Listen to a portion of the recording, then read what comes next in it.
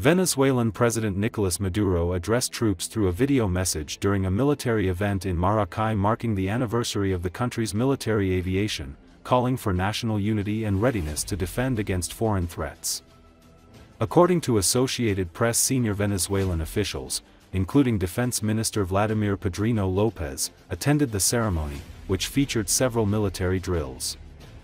Maduro's remarks were delivered from an undisclosed location and broadcast on state television during the event. "Be alert, ready and willing to defend our rights as a nation, as a free and sovereign homeland. And I know that you will never fail Venezuela," Maduro said. Shortly afterward, Vice President Delcy Rodríguez appeared in a virtual meeting with Russian officials to discuss business and economic agreements between the two countries. Rodríguez said she welcomed an increase in flights between Russia and Venezuela. Her comments came as Venezuela's Ministry of Transportation announced it was canceling flight concessions for 6 international airlines that suspended operations after the U.S. Federal Aviation Administration warned of risks associated with flying over Venezuelan airspace. International airlines began canceling additional flights on Sunday after the FAA advised pilots to use caution in Venezuelan airspace because of worsening security conditions and heightened military activity. La defensa del territorio, desplegando toda la capacidad posible y ocupar vías de avance del enemigo. Esta misión al bolivariano. Con esto se garantiza el cumplimiento de esta tarea táctica, centrada en el posicionamiento inmediato de las tropas de las urras de combate, para neutralizar que nos apoyan acciones de diferentes ramas. La ejecución táctica de esta maniobra se refiere a la conducción real en la batalla. Oficiales, soldados de la gloriosa aviación militar bolivariana, les pido estar siempre imperturbables en su serenidad, alertas, listos y dispuestos a defender nuestros derechos como nación, como patria libre y soberana. Y sé que jamás le fallarán a Venezuela. Sé que Venezuela cuenta con ustedes.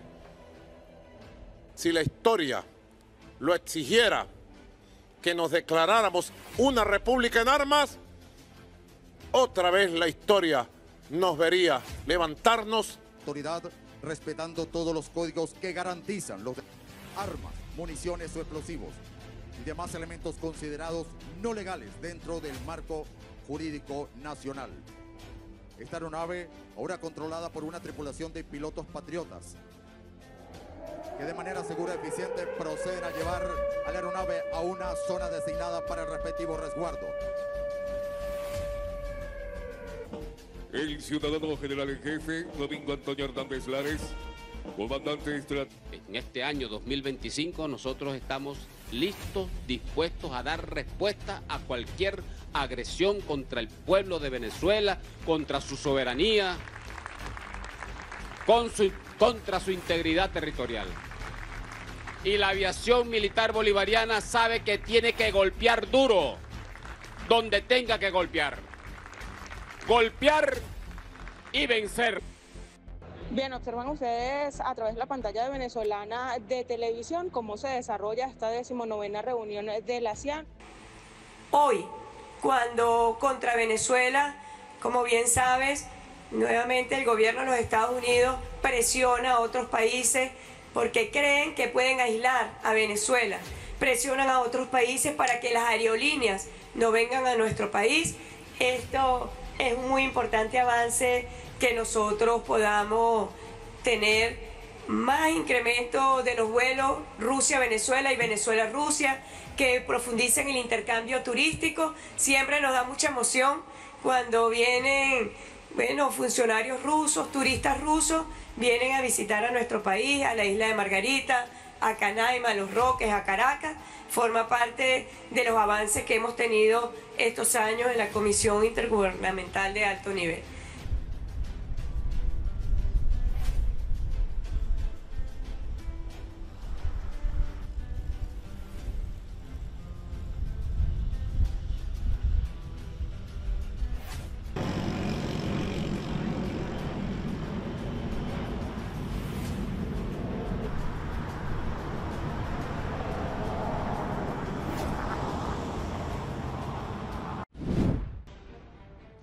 An obituary published in a public group in the Russian city of Bryansk described an incident in the war that went unnoticed. Ukraine wiped out an entire company of occupiers with a single blow. The incident occurred near the city of Volchansk, where the Russian army is attempting to advance. The obituary reports the death of 18-year-old local resident Arkady Klamidov. The young man was imprisoned in a penal colony as a child, before finishing school. He was never released. During his time in prison, the Russian signed a contract with the Russian Ministry of Defense and went to the front. He served in the 82nd Motorized Rifle Regiment. The occupier soon took his own life. The funeral message from his relatives clearly states, he died in the Volchansk direction during morning formation as a result of artillery fire. His entire company perished with him.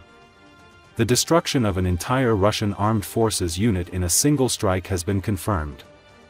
Such incidents are extremely rare for Russia to publicly acknowledge, so the publication attracted particular attention.